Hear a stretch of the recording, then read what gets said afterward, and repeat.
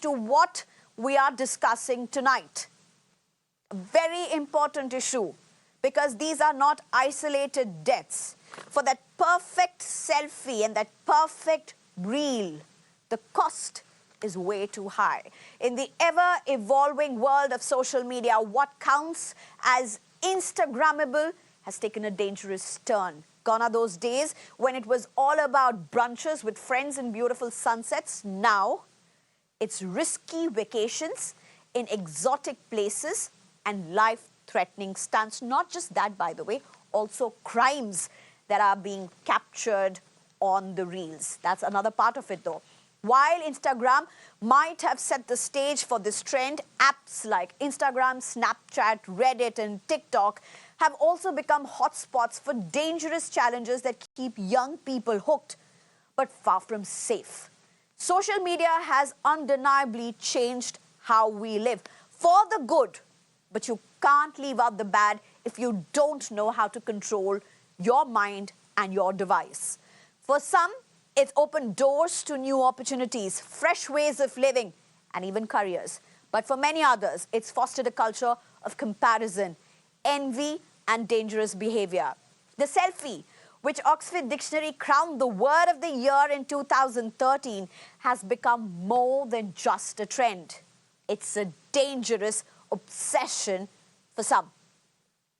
Take a look at this. Just yesterday, a tragic incident occurred when a 16-year-old girl fell from the 6th floor balcony of a high-rise apartment in Ghaziabad while making an Instagram reel. We cannot show you that visuals. It's heartbreaking to see how that 16-year-old had collapsed on the floor while trying to make that reel. It was from the 6th floor.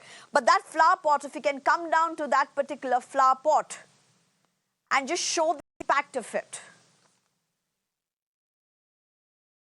She was trying to capture the perfect shot when her mother's phone slipped from her hand. In a split second, she fell to the ground in a near-fatal accident. The visuals are too disturbing to show, but this isn't an isolated case, and that is a huge challenge. Today, two young men in Bijnor were filming a reel on their bike when a speeding car hit them on the National Highway 34. The impact was so severe that both were thrown off their bike, leaving them seriously injured. Back in 2015, Google estimated that 24 billion selfies were uploaded to Google Photos. Today, about 1 million selfies are snapped every day by 18 to 24-year-olds. For many, the smartphone selfie quality is a key factor when making a purchase, and entire events are now dedicated to celebrating the perfect selfie, the perfect reel, and in most cases, Killfie. But with this obsession comes tragedy. Just 10 days ago in Maharashtra, Satara, a woman fell into a deep gorge while taking a selfie. Despite the frantic efforts of her companions, she couldn't be saved. And last month, a 27-year-old travel influencer from Mumbai, Anvi Kamdar, fell 300 feet to her death, and those are the visuals on your screen, while shooting an Instagram reel at Kumbhe waterfalls in Maharashtra's Raigad district. These incidents, in fact, one of these were actually saved by the locals and the forest officials who were there. These incidents keep happening week after week, month after month, year after year. India, unfortunately, holds the grim title of the selfie death capital of the world. We have not made this up. An AIMS study from 2011 to 2017 revealed that India had the most selfie reels-related deaths globally, with Russia, the second country on the list, recording only a tenth of India's numbers. And 7 years on, the situation seems to have only worsened, with countless cases emerging across the country. As per the AIMS study, young people aged 10 to 29 are the biggest casualties. The question is, what can be done? Enforcing strict rules seems like an obvious answer, but how practical is it? In 2019, the central government directed states and union territories to demarcate no selfie zones. Plans were laid out in cities like Mumbai and Goa. With measures like posting warning boards, deploying volunteers, police had identified spots and barricading dangerous areas and spreading awareness through social media. But all this is easier said than done. Implementation is still largely missing. In fact, quite honestly, this is very impractical. The dangerous trend continues unchecked. So what will it take to save lives in the age of selfie reels or Killfies? Let's look at this, and to discuss this very important aspect, let me introduce my panel at this point. I'm being joined by Dr. Harish Shetty, who's a psychiatrist. Pardon me, I have a little cold and allergy as well. Manvi Taneja, who's an actress. Nirali Bhatia, who's a cyber psychologist. Vaishnavi Sharma, who's an influencer. And Vishal Malhotra, who I think shortly would be joining us. He's an actor. Thank you very much, all of you, for joining us. Dr. Harish Shetty, what do you make out of this? Is this, I mean, yes. You know, one thing that we don't want to do is, we don't want to brand everything black, brand everything negative. The problem is, we somewhere are not able to differentiate where the borderline is, and it's mostly the young.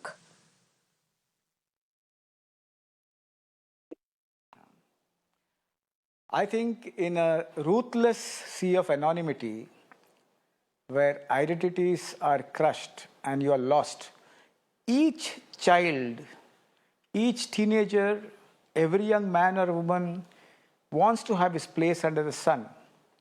He wants validation. He wants appreciation. He or she also wants support. He or she also wants a million likes. He or she also wants to show himself or herself in good light, looking good. So ultimately, the inner journey, which India is very famous for, has been compromised, and what is seen is to be believed. We always say, how you feel defines how you look. But here, it is how you look defines how you feel. So in an era where the pace is very fast, one is to put his or her stamp on the social media. Sometimes people who have low self-esteem send multiple selfies. People who are depressed send multiple selfies. People who feel they have to be one up against the other.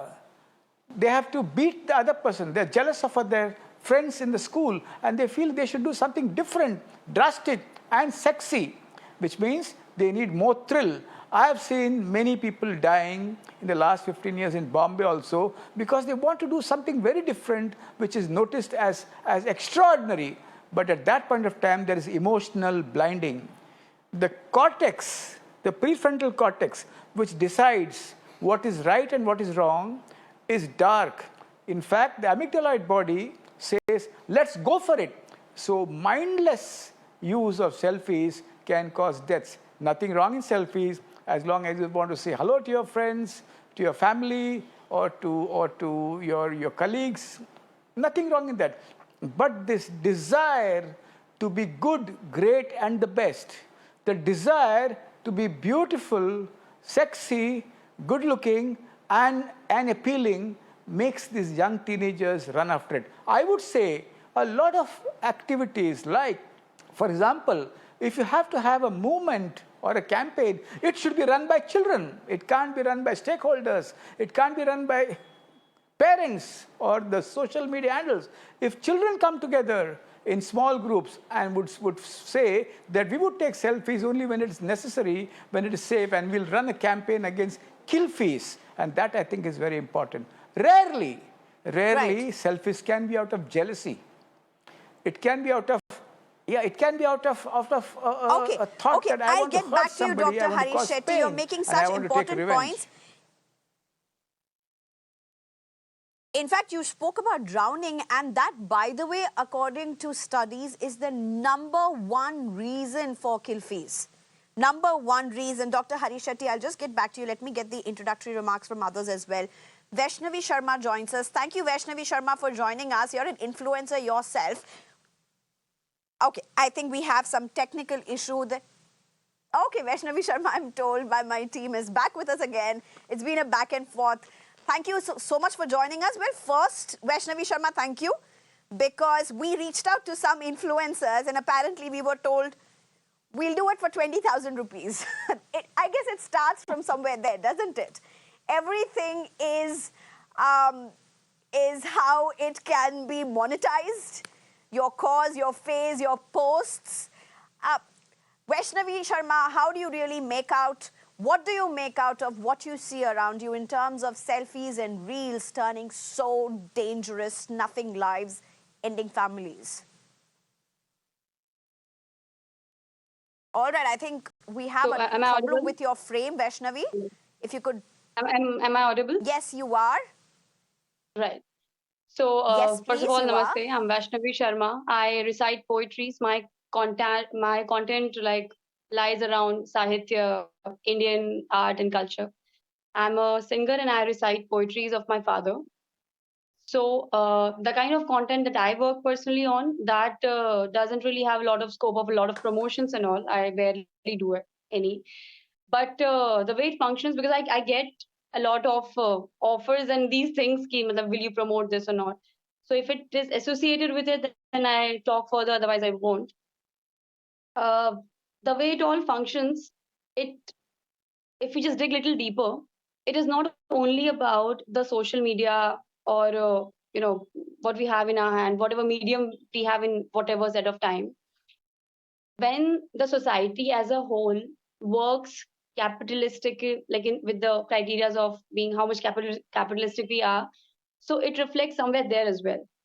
So the deeper cause is not lying only with the influences, or because in every generation whosoever is going to born, they are everybody borns immature, everybody learns and become mature.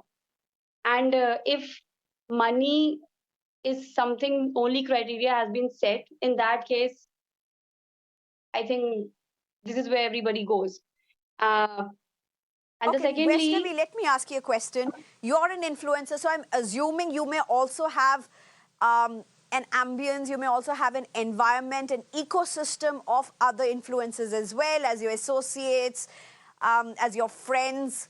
Do you all discuss the threat that reels and selfies is posing to many? It may not lead to deaths in some cases, it may lead to other extremities. Is this a conversation that you all have in your ecosystem? Does it resonate?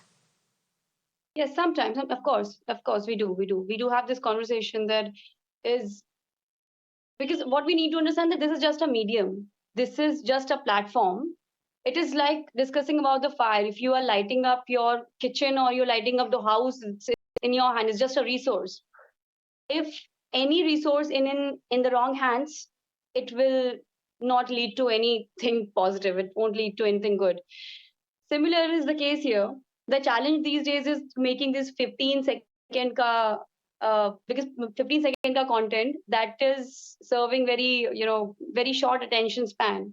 And in that short attention span, of course, you cannot serve anything worthwhile. Even if I'm telling you something, a huge discovery, something, it will not last in your mind if I'm, no matter how much big influencer I am or small or whatever. So among the people I sit with and I belong to film industry. I mean, I work in the filmmaking. So of course, the people I sit with, they are also facing this challenge that how to serve to the people with this short attention span, because there's nothing good enough you can tell in this short span of time. So if there's no longer patience, Okay, if there's okay, no Nirali longer, Bhatia, if I can get you in, look at what Vaishnavi has spoken right now. She's talking, one, about short attention spans, two, about the 15-second content that needs to be created, three, about how challenging it is.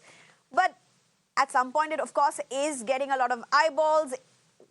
It is getting rewarding, though, of course, rewards may be very, what may be rewarding for me will not be rewarding for you, so it's also very individually defined. Nonetheless, Nirali Bhatia, what's the problem?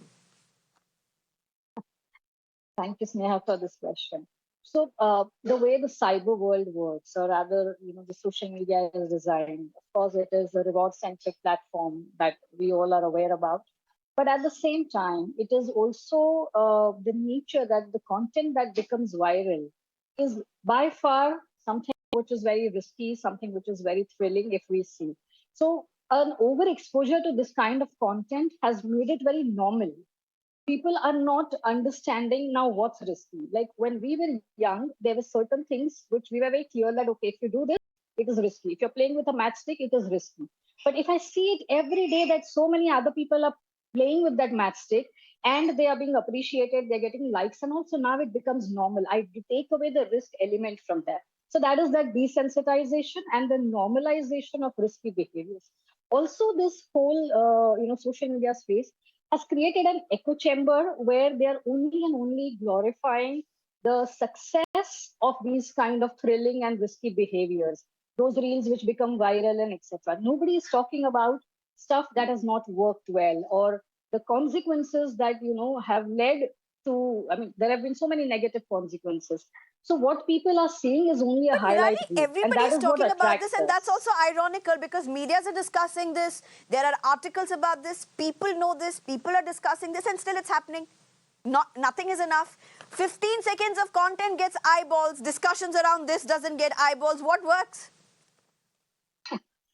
So that is where we have changed. See, we have to also understand the audience that is getting attracted to this. If you see, the statistics also show that it is always these young adults. Now they are at an age where they are, forming their identities.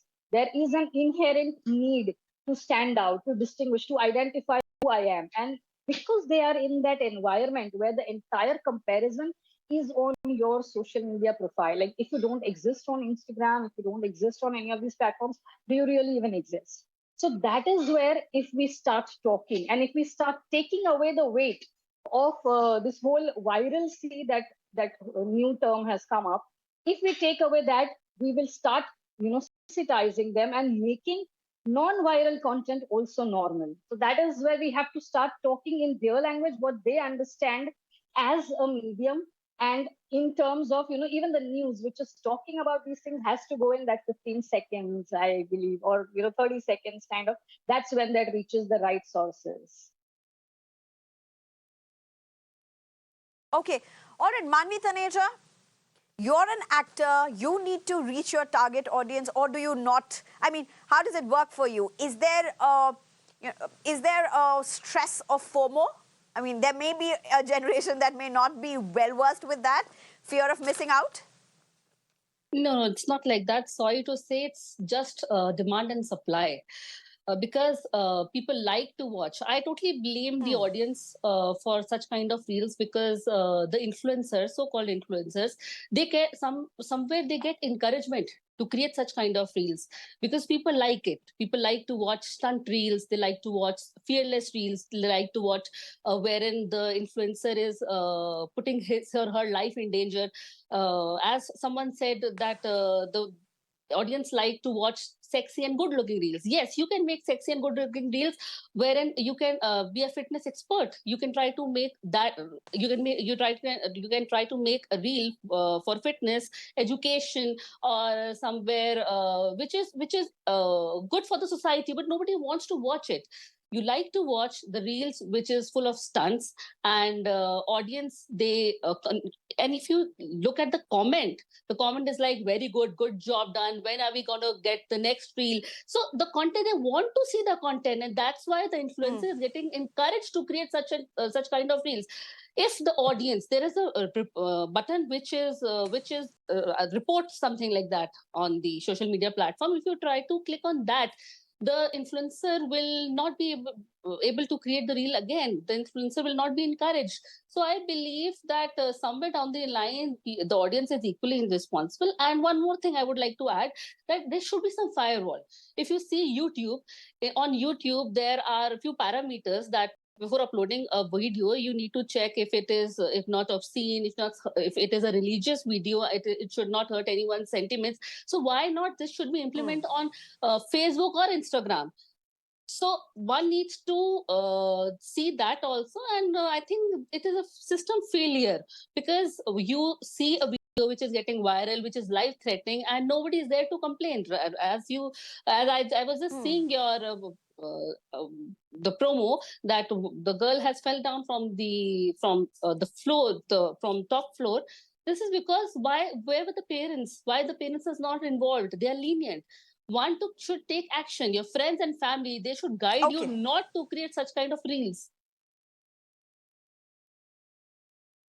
Okay, Dr. Harish Shetty, if I can get you in again, Dr. Harish Shetty, let's just try and focus at this point to just engage on, deliberate on this one issue.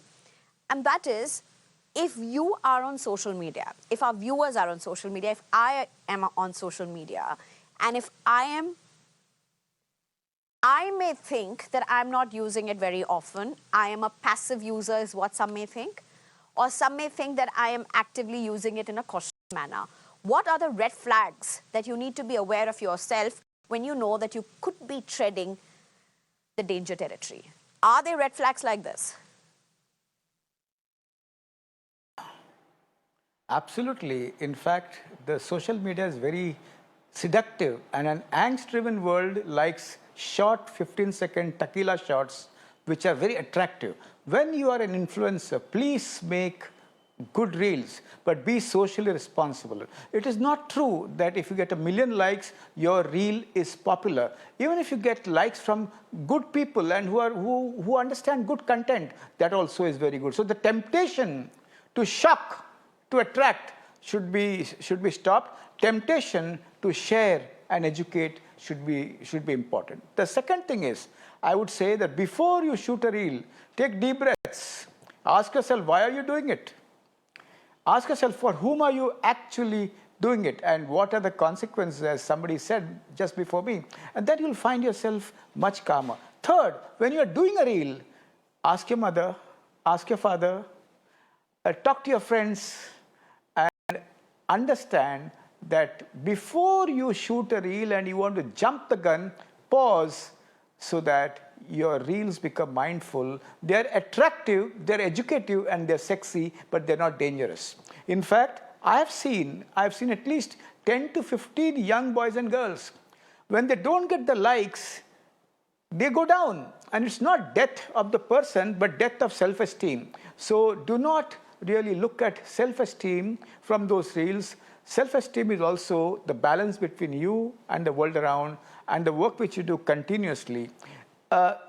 Reels will not last long.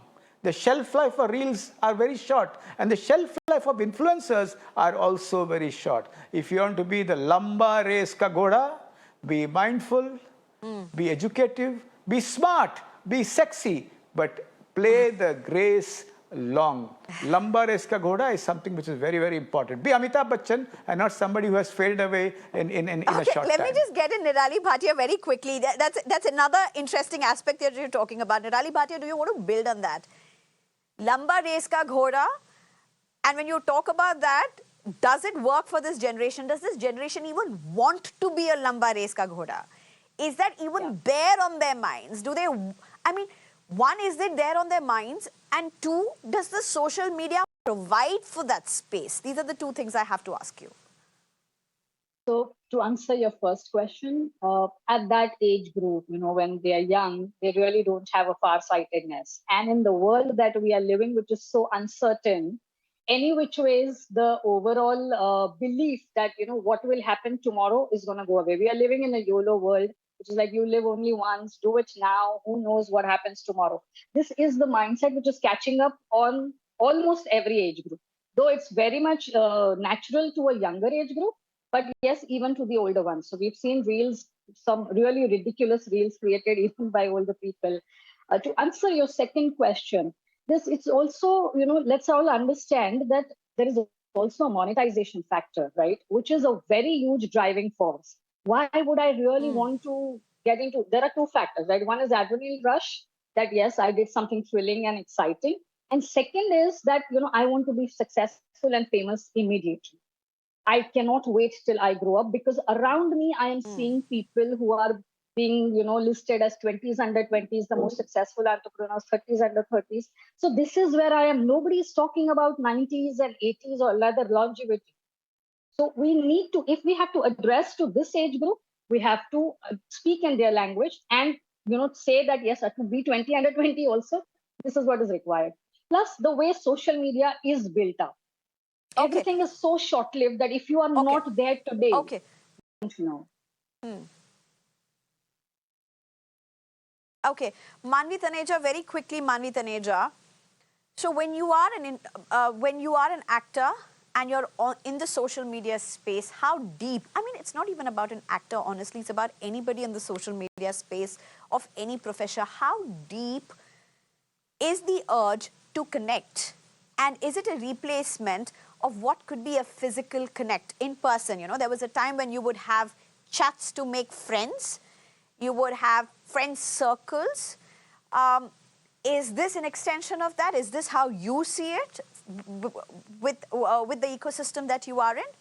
No, if you want to connect, you can go live on social media platform, and your friends or maybe your fans, your family, they can connect with you. But point here is that what audience wants. If you want to create a reel which is related to fitness, if you are trying to educate someone, if there is a reel which is related to a religion content, if there is a reel of for if I'm creating a reel of entertainment to some extent, people don't like to watch it. And as rightly said one of our panel, that it is all about money, because the more and more views you get, you get money out of it. So that's why I was saying in my initial comment that it is all about demand and supply.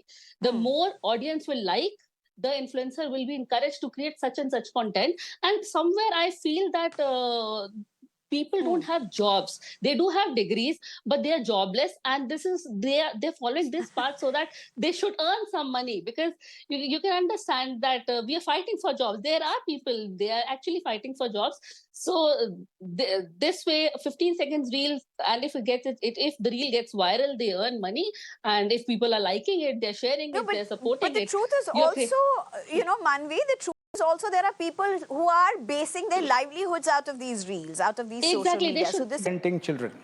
Emotional contact time of parents have gone down. The family contact time of parents have gone down. And in the United States of America, many states have filed federal court cases against Instagram and Facebook. So UNESCO, United right. States of America, and many agencies have said that gadget addiction is one of the prime reason for so many illnesses which are related to gadgets. So I think unless we hit the root and we compete with the social media, become smarter than them, and start small pockets where children say, we will not go to the cliff, we'll take selfies only from this place. A small revolution we need to build, and that has been built in one small village in Maharashtra, which I will not share today, but maybe next time. We need small micro revolutions in families, towns, schools, and workplaces, which can herald into a big movement later.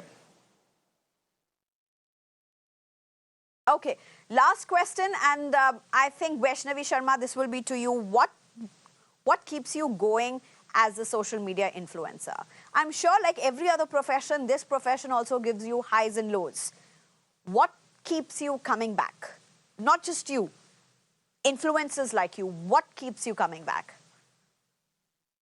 So personally, what I feel is it's actually very volatile in nature, and it is something which is entirely depends not just on your excellence, but how much attention you can grab, and what attention you're grabbing, that also depends on somebody else's. So it's I mean, there's a very small percentage in this pie chart which is in our hands. So I'm personally an artist, and for me, it is like, I mean, if social media is So like Vaishnavi, one television. I mean, question. if I would have, If one post of yours has not grabbed the attention like your other posts, or possibly a series of posts have not grabbed the attention or eyeballs like the earlier posts, what do you tell yourself? What's going on in your mind at that time? that either I should catch my set of audience, or it's going for the wrong audience, maybe. Or there's, I mean, because every kind of content has its own set of audience. If you go beyond that, it might not reach the right people. So I would try to find the right audience for my content. Right. All right. I think we could just leave it at that thought. Not always there's a right and wrong. It's not as black and white as that, but definitely there's always a safe and an unsafe way of doing something in real life or in real. And I think that is something that we can agree on, and that is something that we all will have to focus on. Probably most importantly, I think this is one area that requires some very strong very strong policies and rules. It's time for policing perhaps in this, just as anywhere rules and the punishments are a deterrent. Unfortunately, I think this is one area to get that in place. To my panelists, thank you very much. Dr. Harish Shetty, Manvi Taneja, Nirali Bhatia, as well as Vaishnavi Sharma. You've added much to this and hopefully our viewers are more equipped. Good night. Thank you very much. It's time for a very short break. On the other side, we'll bring you the latest.